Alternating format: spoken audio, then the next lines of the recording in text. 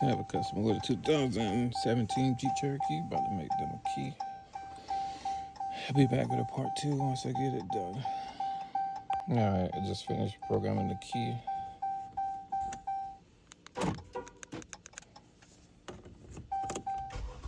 And it does start the car. I'm about to go and cut it, and I'll be done.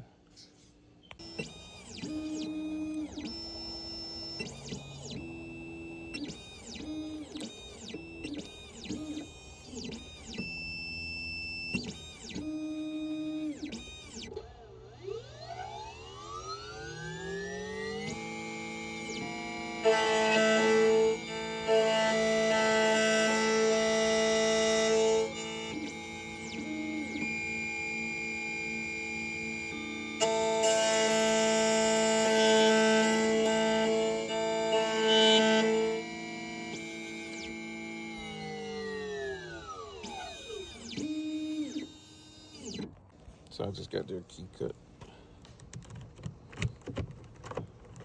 And it does work. Alright. That's a successful job. 2017 Jeep Cherokee.